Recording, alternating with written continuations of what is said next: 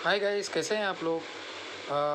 कल के जो ट्रेंड मैंने आपको बताई थी, जो निफ्टी, जब जैसे मार्केट की कल रैली थी, तो ये कल का ट्रेंड था, ठीक है, मार्केट का। तो अगर आप देखोगे तो कल volume weighted average almost high पे था और मार्केट भी एकदम बुलिश ट्रेंड में था।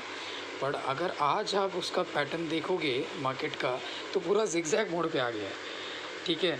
तो ये मैंने एक प्रेडिक्शन निकाली थी, अगर आप उसकी चैनल ब्रेकआउट देखोगे तो कंटिन्यूसली मार्केट सस्टेन ही नहीं हो रहा था, मतलब ऊपर जा रहा है फिर नीचे जा रहा है, फिर वॉल्यूम मेंटेन नहीं हो रहा है, कहीं ना कहीं ऐसे स्लगिशनेस आती है मार्केट में, कुछ ना कुछ होता है, फिर मार्केट ड्रैग हो जाता है।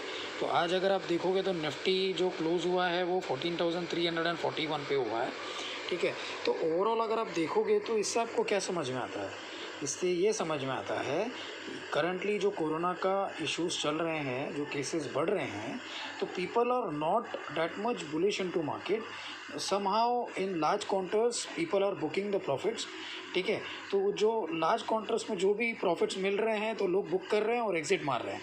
तो कंटिन्यूसली क्या हो रहा है कि जब मार्केट ऊपर ट्रेंड में जाता है, कंटिन्यू कहीं ना कहीं स्लगिश होता है, फिर नीचे जाता है, ठीक है। तो ये ऐसी पॉसिबिलिटी मार्केट में बन गई है। तो आप थोड़ा सा ये जो 10 दिन जब तक ये पूरा महीना ख़त्म नहीं होता और कुछ क्लैरिफिकेशन नहीं आता, तो आप जो भी डिलीवरी ले रहे हैं तो उसमें आप एक वॉल्यूम देख लीजिए कि उसमें क्या बढ़ रहा है और वो डेट फ्री कंपनी है क्या। तो अगर आपको मार्केट में लगता है कि एक रीज़नेबल लेवल पे मिल रहा है, ठीक है, तो आप ले सकते हैं वो स्टॉक, पर उसमें वॉल्यूम होना बहुत ज़रूरी है। पर जो करंट सिचुएशन अभी जो मार्केट की चल रही है, आप ये भी ऑब्जर्व करिए कि इसमें ये जो राइट एंटर या हो सकता है आपके लिए, वो आपके ऊपर है, ठीक है। मैं आपको सिर्फ एक जो भी मार्केट में हो रहा है उस हिसाब से मैं बता सकता हूँ आपको, ठीक है।